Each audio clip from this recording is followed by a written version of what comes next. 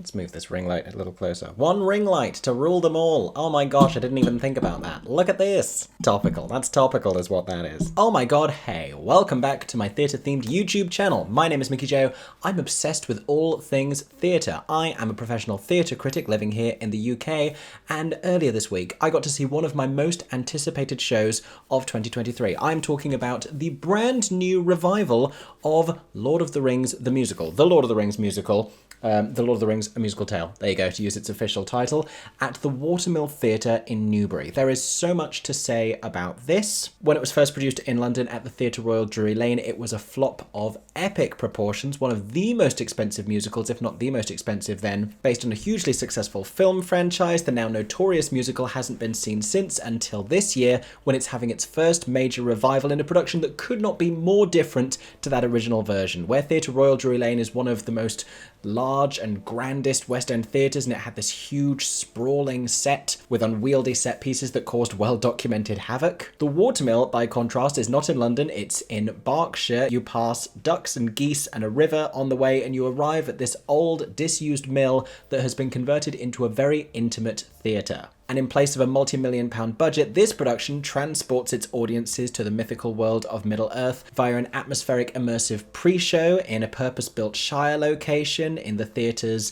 own gardens, and features a cast of trained actor-musicians who play instruments while performing on stage. There is just so much to tell you about this production. The level of excitement I was experiencing afterwards reminded me of when I saw Guys and Dolls at the Bridge Theatre, when I saw Cabaret at the Kit Kat Club. It's a truly magical piece of theatre, and I'm going to be sharing all of my thoughts about it in today's brand new review video. If you enjoy this one, make sure to subscribe to my theatre-themed YouTube channel. If you want to see my reviews before everyone else does, you can click on the link in the description and sign up to become a channel member. And if you want to follow me on other social media platforms, I am at MickeyJoTheatre on Instagram, Twitter, TikTok, and Threads. Now, before I tell you more about The Lord of the Rings at the Watermill Theatre, enjoy this sneak peek of the opening night curtain call.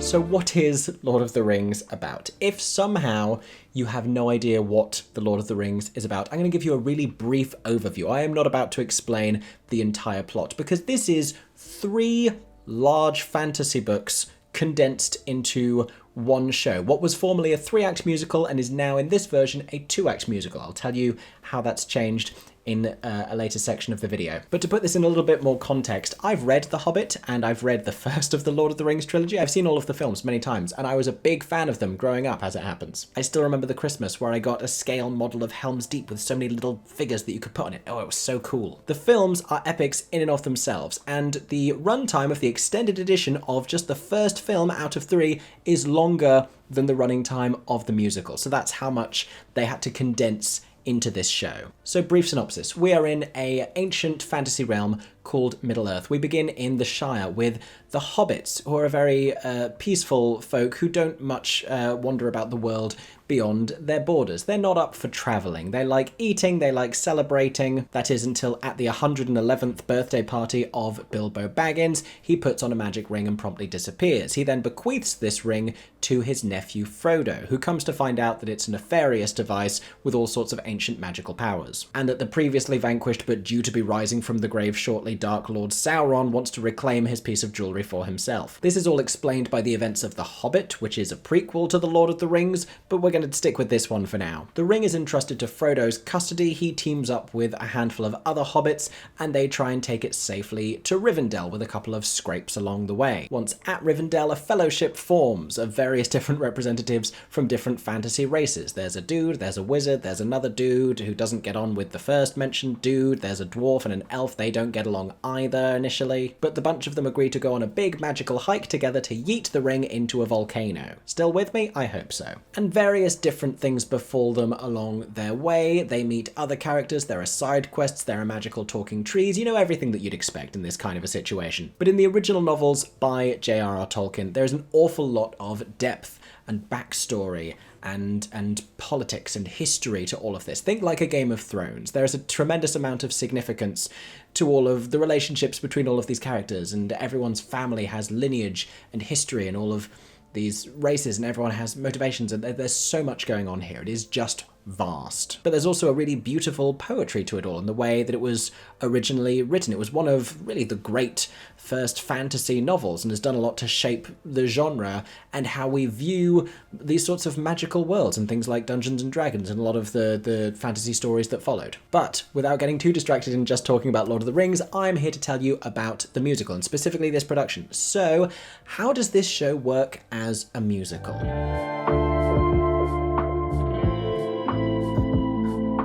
So I really want to talk about just the source material in this bit, because I do think it still has its limitations. I think ultimately a 3-act musical or a 2-act musical is still not the most ideal vessel into which you can jam this vast epic story. It just doesn't fit. No one would conceive of trying to fit all 7 Harry Potter stories into one stage production, and The Lord of the Rings, though fewer in volumes, feels similarly challenging as an ordeal. So what ends up happening is we run through the events of the first book at such a breakneck pace. And because the key stops that we need to make along the way are all of these plot points about our new locations and why we're leaving and introducing these characters, we don't get a lot of time for the depth and nuance that either the book or film had. We don't get to spend as much time developing Gandalf the Wizard's relationships with each of the hobbits. We don't get to spend as much time with Bilbo at the beginning. We don't get to spend as much time with Aragorn. There's an awful lot of sacrifices we have to make, and largely those sacrifices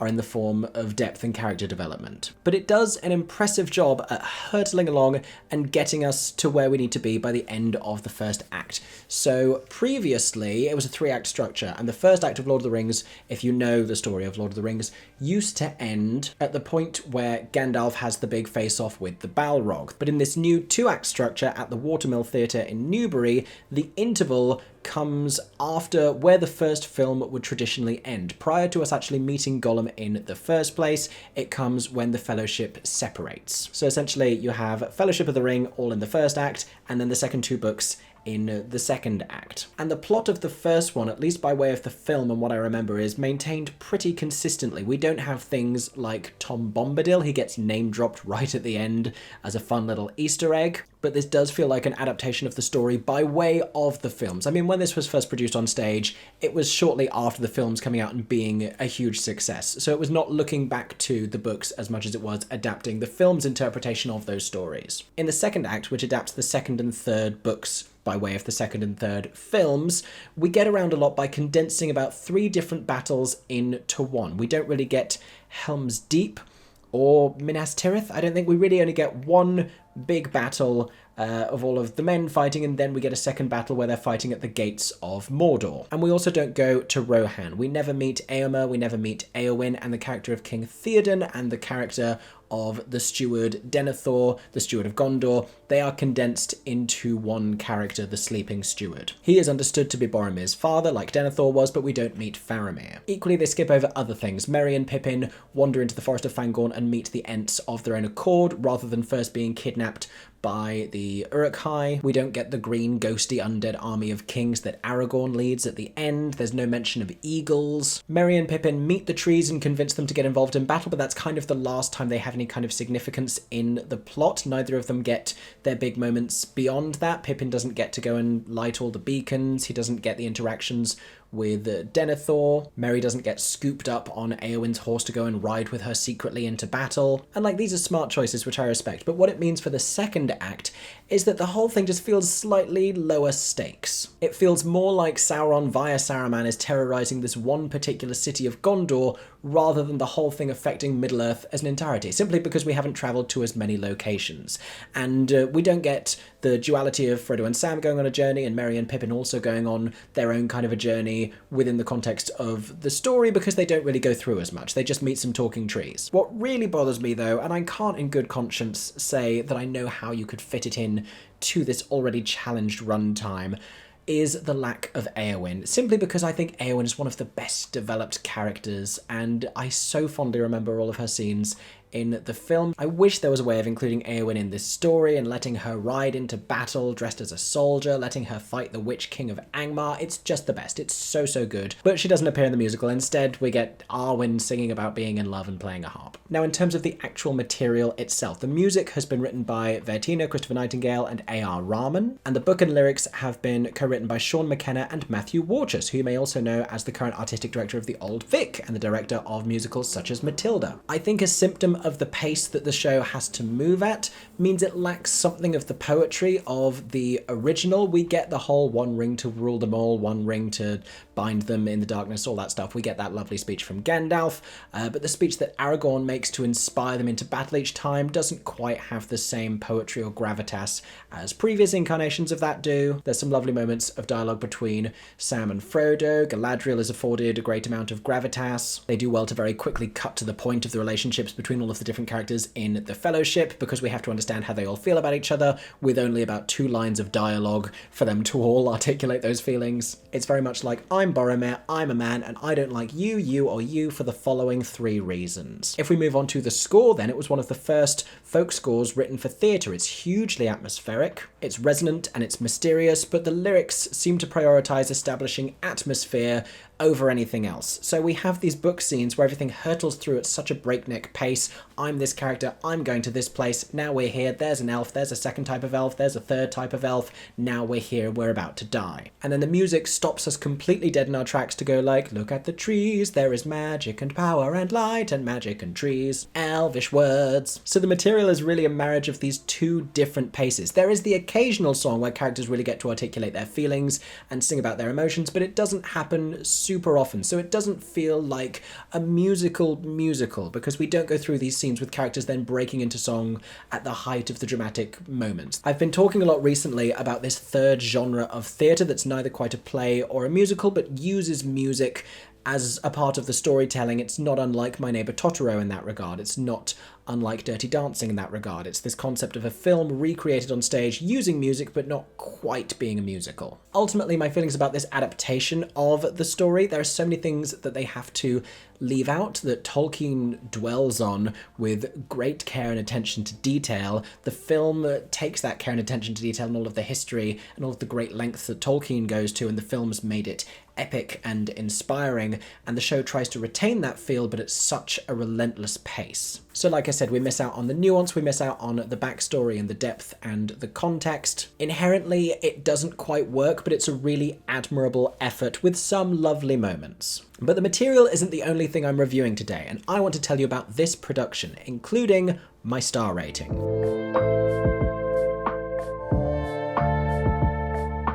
So here we go. Here is the star rating. It's in the title of this video anyway, but I want to explain where it comes from, because this star rating is all about mean averages and mathematics. This, I think, is 3-star material for the reasons that I just explained to you, but it's a 5-star production from the Watermill Theatre. That averages out at a 4-star rating for this version of the show, because there are still parts of it that I find dissatisfying, but it's just such a good interpretation of it. It's such a good staging of it.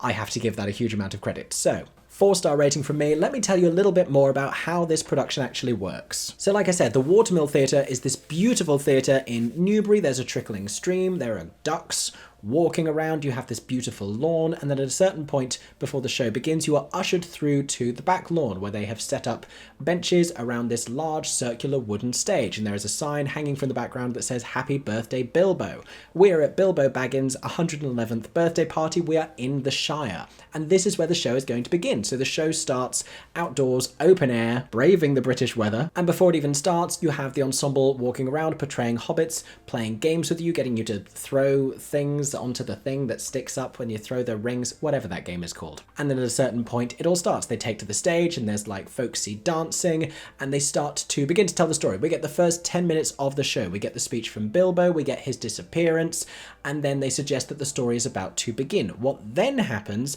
is the audience are all ushered into the building, and they go in via one of 4 colour-coded doors, and you take your seats relatively quickly as this audience can move into their seats. The show then continues inside the theatre on this very small stage. So this is a venue that has become known for actor-musician productions. If you ever saw the UK production of Amelie, that started life in the UK at the Watermill Theatre, both as a point of artistry, and there's a lot that they gain from that creatively, but also out of necessity, because this is such a small space, they don't really have anywhere to place a band. They certainly don't have an orchestra pit. But considering what an intimate and old auditorium this is, what they have managed to do with it uses every single inch of the space that they have. It's one of the most innovative stage designs I think I've ever seen. We just see this wooden set with a wooden back wall that has a big knot in the top of it and these 2 wooden doors at the bottom. It doesn't seem to be able to do all that much, but it holds an awful lot of secrets. There's a portion of it that rises to reveal sort of a balcony area behind. The knot gets lit in such a way that it becomes the Eye of Sauron. It's also this sort of a porthole that gets wheeled back that can reveal characters stood behind, or it can reveal a screen against which they do shadow puppetry at one point to tell the story of Smeagol. As well as shadow puppetry, we have actual puppetry that is done on the stage to bring fantasy characters such as the Balrog to life, to bring Shelob the Spider to life, and some of the things that I will tell you about in more detail that they do with sound and that they do with lighting. They use every single tool in the theatrical arsenal in order to tell this story. It's so clever, it's so enchanting, it's so impressive. It feels less like traditional musical theatre performance because it takes on this magical, otherworldly quality in its storytelling. And when the whole story has been concluded, we go back outside to have a little bit of the epilogue, and that is where the show eventually ends, like you saw in the curtain call footage at the beginning of this review. I am just desperate to tell you about some of my favourite parts of this production, so that's what I'm going to do next.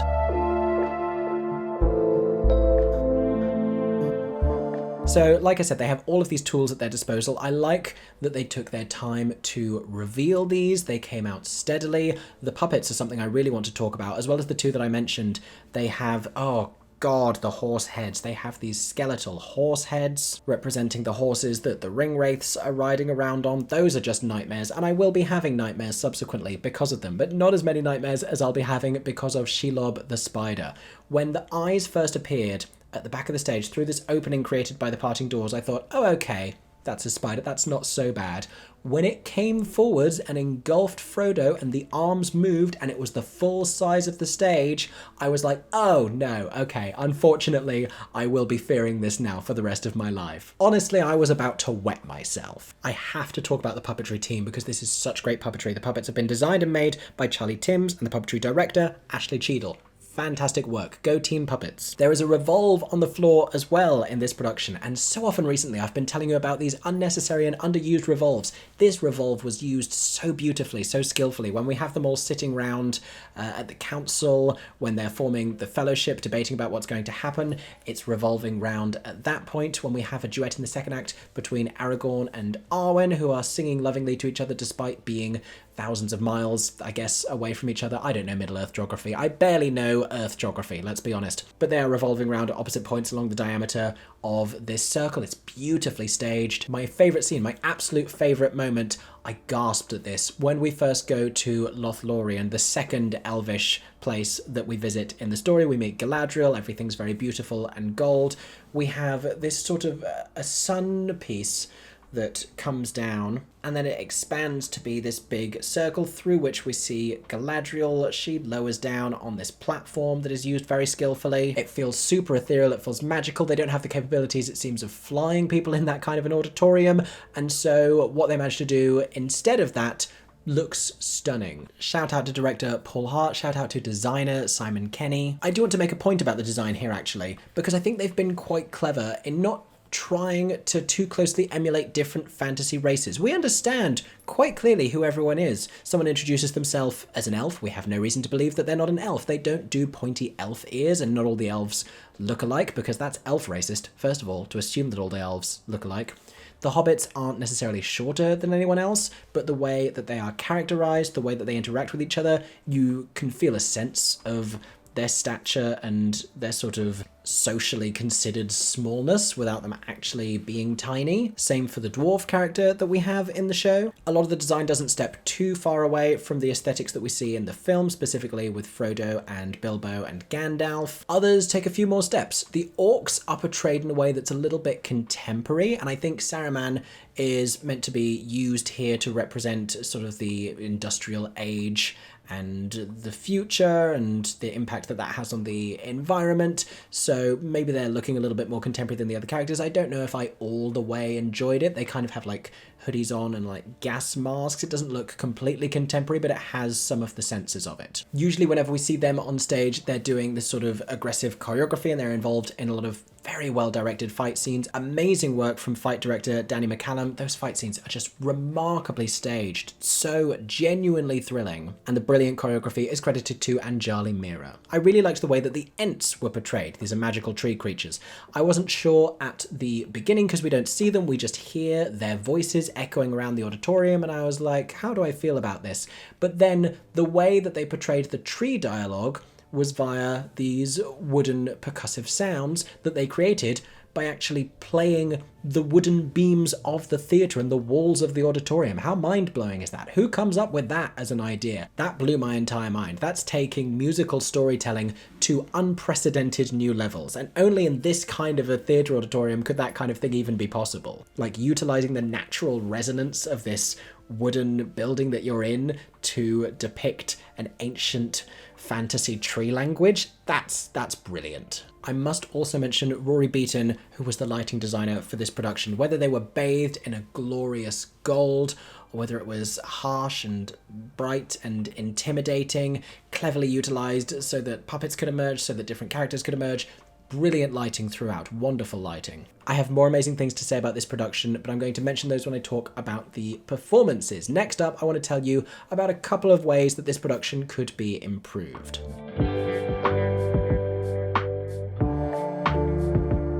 So I think if this were to transfer to a larger space or to tour potentially, I think flying is something that this production would really benefit from. Most specifically, and this is going to be a massive spoiler because it comes right at the end, when we have Gollum snatching the ring off of Frodo and falling into Mount Doom. The way that this is staged simply doesn't work, to the point that if you didn't know what was happening, I'm not even sure that you would infer falling into a volcano from this moment, simply because I don't know if this actually reads as a volcano if you don't know that that's what it is. They talk about Mount Doom, you can see them exasperatedly making their way towards it, but you don't necessarily get that it's a big old volcano. You see Frodo and Gollum lifted up above the stage. There are some projections on the back wall that give the sense of him falling into a volcano when he falls off, but because they don't actually do flying, he is held by the orcs who come up, walk onto the stage, and then sort of gently lower him down off this platform. Frodo counterbalances him, and in that moment, that's tricky for me from a storytelling perspective, because I don't know if that's Frodo trying to save Gollum, or I don't know if that's Louis Maskell, the actor, counterbalancing him for visual reasons. All I think it really needs is more orange light from beneath, and a way for him to be on a wire so that he's just slowly and dramatically falling down into this volcano. We need more lava. Can we get a little bit more lava in Mount Doom, please? I talked before about costuming. I love 98% of the costumes in this show, but Galadriel's I have an issue with. Only because she's meant to be this ancient and very wise character, and the actress playing her, Georgia Louise, who I will talk about, is a little bit younger and is wearing a costume that I don't think really helps her in that regard. It's not a million miles from being a gold lame party suit. I don't mind Galadriel being in a trouser. She's a leader, she's authoritative, she can wear trousers, but if you combine that trouser and the cut of it with a cropped sleeve, it's going to look like an aunt at a wedding rather than magical elven leader. I think like either longer sleeve, more drapey fabrics, just something to give us a little bit more grandeur and like more of an angelic status. I mentioned that I like the fight scenes, and I do. They do about as much as they can with the size ensemble that they have. The issue is it's very difficult to portray scale, and if you only show a handful of people battling, it's hard to get the sense that this is an entire army made of multiple different magical races, populations coming together to save the entire world. We don't get a sense of that vastness and that epicness. It seems like a super local grievance. I mentioned that I liked a lot of the puppets. The Balrog, I thought it was clever how they created it. It didn't take my breath away, nor did it particularly inspire fear. It wasn't super awe-inspiring. And I think just the way that that was staged, we lost a little bit of the power and the impact of Gandalf's whole "you shall not pass" moment. Such a big moment from the film adaptation specifically, it didn't really land as powerfully here.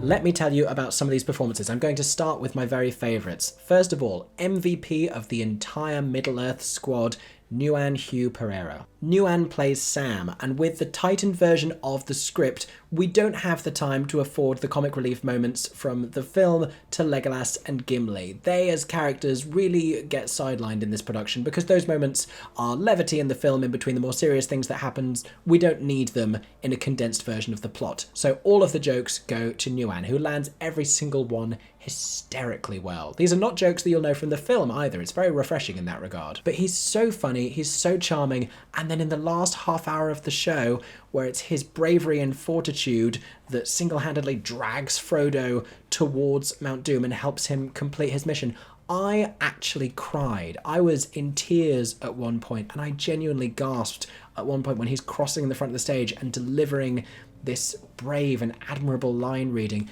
I thought it was an endearing performance for so much of the show, and he transcended to magnificence by the end. Incredible, just incredible. Just as astonishing was Matthew Bugg as Gollum. I've been so waiting to tell you this. Big spoiler. So, at the start of the second act, we meet Gollum for the first time. We've been hearing his voice echoing throughout the first, preempting his entrance. He's an iconic character. We all know that we're waiting for him. And in the second act, when he first begins delivering dialogue, I can hear him, I can't see him. I see the people in front of me turning around because there is a balcony in this theatre that wraps around three sides of the stalls. It's like a very old-fashioned kind of a gallery. And he is hanging over the front of it, climbing all around, climbing back over onto it, and then making his way down a ladder onto the stage. And then throughout the second act, he is hanging off different pieces of the set. He is hanging off different pieces in the aisle, hanging upside down, delivering line readings like a spider. The athleticism that takes, the acrobatics, the strength and the control and the poise, the physicality of his performance. It was so familiar of Gollum as you will recognise him,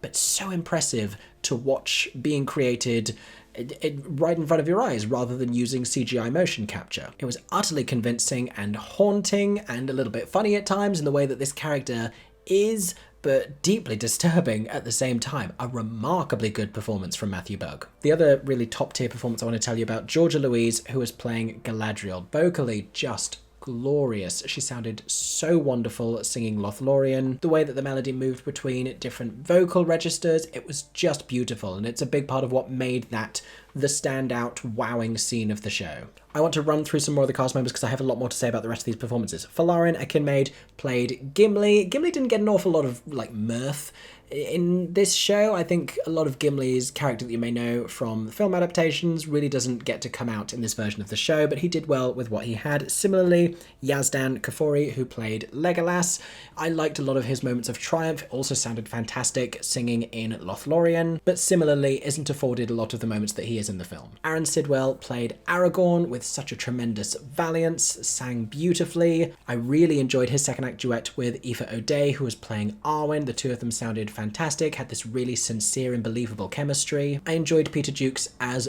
Boromir. He has an awful lot of character and motivation to articulate and justify very quickly when he arrives. Louis Maskell as Frodo, I thought gave a really fantastic performance. Louis is an incredible actor, and if there's one thing he is going to do every single time, he's going to give you such a studied and nuanced performance, and he is so good at playing this sort of tortured and introspective and cerebral characters. The way he was contorting his face while he is battling against the temptations of the ring and trying to maintain his resilience was absolutely gripping. The one thing I will say, we had a lot of hobbits with West Country accents.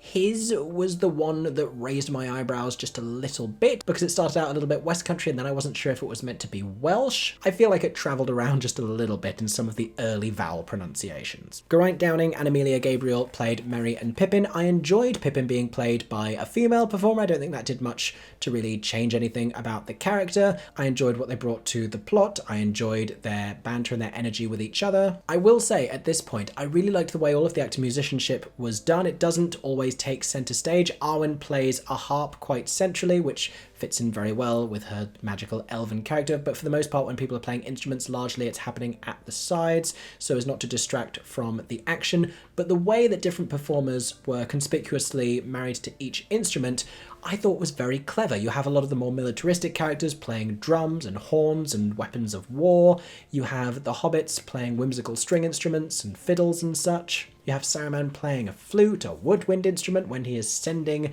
a icy blizzard to go and magic them off of the snowy mountains. Speaking of Saruman, Tom Giles played both Saruman and Elrond. I really enjoyed him as Elrond. He was stately with a concern for his daughter Arwen, but with that sort of a familiar seriousness.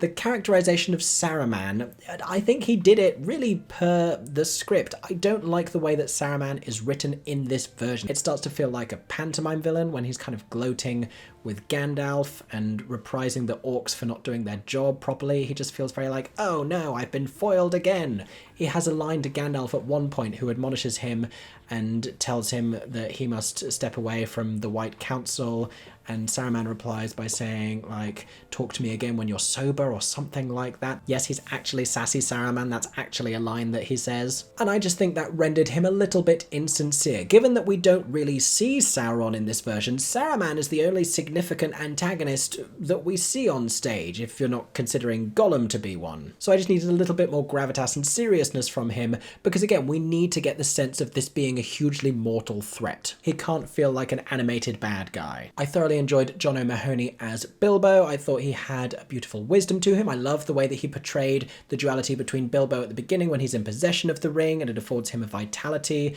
and a youthfulness, to then when we see him having not had the ring for a while where he is visibly aged. He portrayed that very well when he was then longing for the ring again and then feeling badly about it. That was beautiful and heartbreaking. Plenty of reverence too from Peter Marinka, who was playing Gandalf. There were a couple of lines that didn't feel like they were delivered too solidly. There were a couple of little stumbles in there, but he has a very tall order in competing with possibly the most memorable performance from the film, Sir Ian McKellen. So I would encourage just about anyone who can get to the Watermill Theatre to go and see this show. This is a theatre that lost its government funding in the last year and responded not by licking their wounds, but by taking on this massive challenge. This is a huge, huge deal that we are seeing the first revival of this enormous, legendary flop of a musical coming to the Watermill Theatre. What they've taken on and the scale of what they've managed to achieve here is remarkable. If you like anything that Watermill's ever done before, you need to go and see just how much bigger this production is and what they've managed to do here. If you like an immersive experience, if you really liked that at Cabaret, if you liked that at Guys and Dolls, there is a similar level of enjoyment here, but in a very different kind of a sense. It feels more like a sort of a folky festival kind of a vibe. They have food that they're doing out on the front lawn beforehand. You can get Pims and you can have hog roast and salad and some really nice chips and some amazing potatoes. Then you go through and you play some games with the hobbits. You get this jovial atmosphere. You get a really intense story. If you at all love Lord of the Rings, this is not going to be the perfect adaptation of it, but I think that's not what anyone's really expecting by going to a Lord of the Rings musical. It's more just an opportunity to indulge in the fantasy world of it all and to feel like a part of the fantasy world of it all. I think there's more immersion into Middle-earth here than you'll get anywhere else, short of flying to New Zealand and visiting Hobbiton. And for anyone who doesn't know Lord of the Rings, it has an epicness and a soul and a heart. It's a beautiful and powerful story. I think you can grasp it pretty easily without any knowledge of the material or the backstory. I would encourage everyone to go and see this production because I think it's such a magical and spectacular undertaking, and it's yet another opportunity to be reminded of the incredible power of theatre. So go and get your tickets to see Lord of the Rings at the Watermill Theatre in Newbury. It is so special.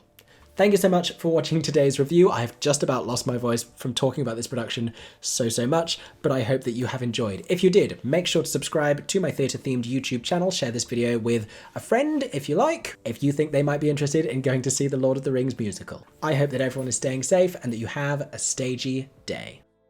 For 10 more seconds, I'm MickeyJoTheatre. Oh my god, hey. Thanks for watching, have a stagey day. Subscribe!